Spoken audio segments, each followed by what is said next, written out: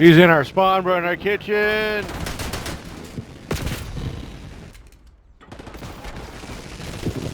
In our balcony, kitchen and balcony. Watch him.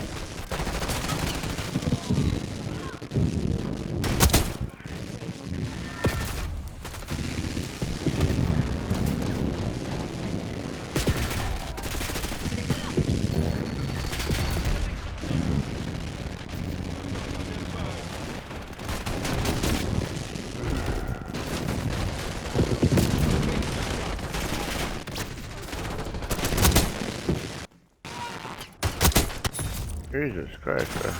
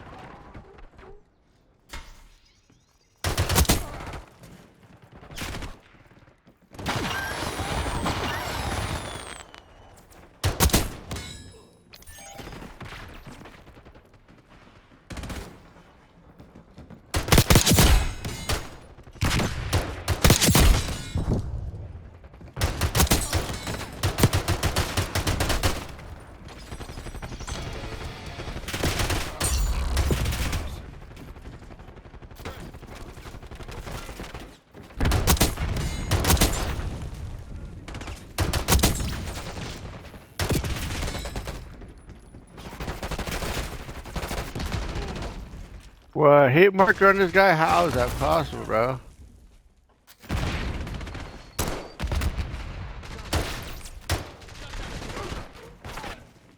Clock's ticking, Black Ops. Close this shit down. Drop charge.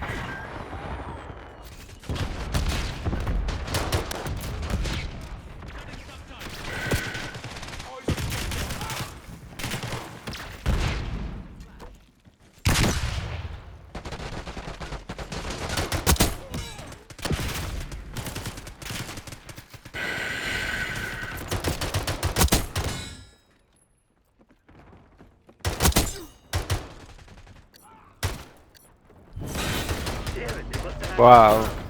Go dark. We'll pick Hey, you up later. someone should make a movie about this. Or even better, someone should make a video game about this. Oh! Never mind.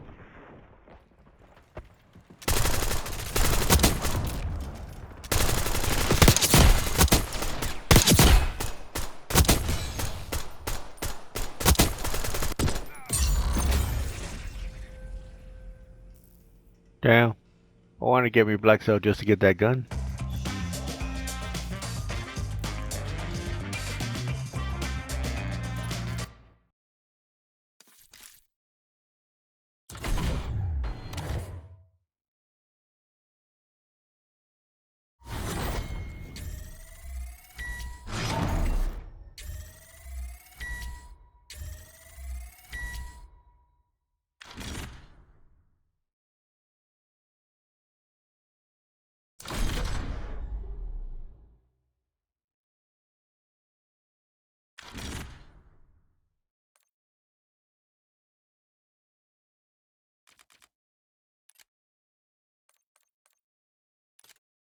and everything, the way they view it, and the mindset you have to have to be great, to conquer all these mountains that you have to conquer every single day to become this damn good in this big of a moment. It's like you got to be a real dog. He is a real dog. Yeah. Scotty Scheffler is a psycho. I would like everybody to understand that. Scotty Scheffler, whenever it comes to golf for his entire life, has been a psycho about it. Had to be. Had to be to get to this point. And the ability to be able to manage that and still be who he is, I think golf is the perfect sport for that type of attitude. Obviously, Tiger was a little bit different, but like how he's been able to do that, even when he was getting Bro, you arrested. seriously listen to golf radio? Yes, he's number one player in the world. It's his tournament that he's showing up at, basically. Oh He's my getting arrested. He's God. like, where are we? Okay, just like completely cool. As opposed, imagine if that was. I'm gonna start saying. Hey, who they? Everybody's names. Imagine Peyton Manning Wearing gets a arrested t-shirt? driving to a playoff game outside of the stadium. You think Peyton would be cool with everything, how everything would just go? Think about Tiger in the same situation, having that happen to him. When he would Hey, be who like, they? Wayne Gretzky, I think maybe Are you wearing a t-shirt? coolest joke that we've heard in a long time. If he was to get stopped right outside, I think that would affect you a little bit. He just no big deal. I'm a stretch in jail, actually. It's just like, obviously, he's a very man full of faith and everything like that. And he says, a lot about the Lord and Jesus Christ and everything, which I respect and appreciate. But here on earth, having to deal with all the adversity that he's having to deal with while leaning on that, nothing but a hands off. We are lucky to be around while this guy is around. Yeah. I don't know how long this lasts. I have no idea how long. Seems like maybe forever. He fooled me this weekend. I thought, when he was talking all the deep shit, because you mentioned, he talked about all the greats, Peyton, Tom, Jordan, Tiger Woods, like they weren't speaking on any of this. They just spoke on dominating and killing the opposition. So for him to be having those deep answers going into it, do we have the video? Yeah. Okay, let's go to it. It feels like you worked your whole life to celebrate winning a tournament for like a few minutes. It only lasts a few minutes, that kind of euphoric feeling. And to win the Byron Nelson Championship at home, I literally worked my entire life to become good at golf, to have an opportunity to win that tournament. And you win it, you celebrate, get to hug my family, my sister's there. It's such an amazing moment. And then it's like, okay, now what are we gonna eat for dinner? Life goes on. There's traffic outside.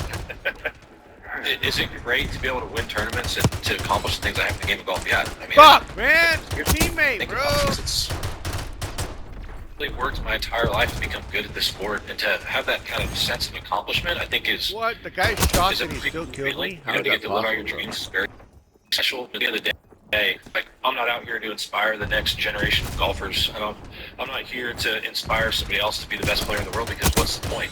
This is not a fulfilling Fuck, man! life. It's fulfilling from a sense of accomplishment, but it's not fulfilling from a sense. I gotta of, like, the mute your deepest ass, bro. I can't stand the fucking golf places of your channel, heart. bro. You Shut the fuck I up. wanted to listen to it. I listened to it on my own, bro. Was going to fulfill them in life, Don't and then you even get there, and all of a mention sudden that you get to number one in the world, and Yeah. you're like, what's the point?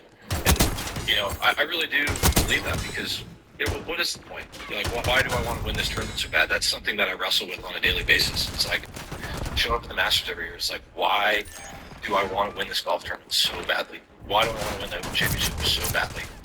I don't know. Because if I win, it's going to be awesome for about 2 minutes. And we're going to get to the next week, and it's going to be like, hey, you won 2 majors this year. How important is it for you to win the FedEx Cup Playoffs? We're back here. Fuck is that, bro? So we really do. We work so hard for such little moments, and I'm kind of a sicko. I love putting in the work. I love being able to practice. I love getting out to live out my dreams. But at the end of the day, sometimes I just don't understand the point. Because I don't know if I'm making any sense or not. But no, am I not? It's just one of those deals.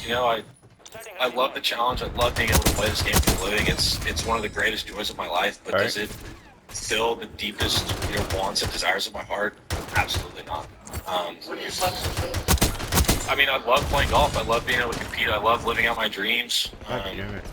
I love being a father. I love being able to take care of my son. I love being able to provide for my family out here playing golf.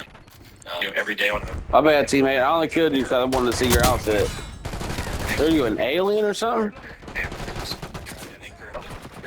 It's just, that's why I talk about families being my priority, because it really is. I'm blessed to be able to come out here and play golf. Can't see his face. Is that the alien from fucking Family Guy? Affected the relationship I have with my wife, with my son. That's gonna be the last day. Or American Dad, or whatever the fuck that shit is. Family Guy. Most important thing in my life, and that's why I wrestle with why is this so important to me? Because, you know, I would much rather be a great father than I would be a great golfer. You know, that at the end of the day, that's what's more important to me. I sit back at the end of the year and, you know, kind of try to reflect on things, like having that sense of accomplishment from winning the Masters Tournament, from winning the PGA Championship. I have a deep sense of gratitude and appreciation for it, but it's just hard to explain how it just doesn't satisfy, is how I would describe it. It's an unsatisfying venture. And so, I guess what I'm trying to say is, this is not the place to look God for satisfaction. damn, bro, This is you something little that's- fucking. where you can have great appreciation for and Get a out great of my way, bro. Seriously. like a great amount of thankfulness for being able to do this. And it's, I mean, like I said, it's literally one of the most fun things that I can do in my entire life. I love being able to play golf and compete. But at the end of the day, it's just not what satisfies me. He says all that before winning the Open. Yeah. And he says all that before winning the Open. For golf is an in-between the ears league, more so than any other sport because of, you know, if you miss by that much, it's a shank. It's a whole different tournament. You got to hit the thing pure every single time to know where you're going. And I am at a much different level than Scotty Scheffler all things. And even it sounds like being I mean, he checked all the boxes in there about how, hey, whenever we prioritize what's important at this stage of life, now, Fuck if it, you're then an tag, SMBT, bro. yeah, it's vastly different. Now he's generating a lot of capital. He understands what's available. He understands what life is. At this stage of my life, if you're asking what's important, it's this and this. Now, this being great is an amazing thing. And there were some people that took it negatively. That's always going to happen. I think what Scott Scheffler just said was incredibly profound. Yep. I think it was amazing to hear the insight of what it's like to be one of the greatest of all time at something.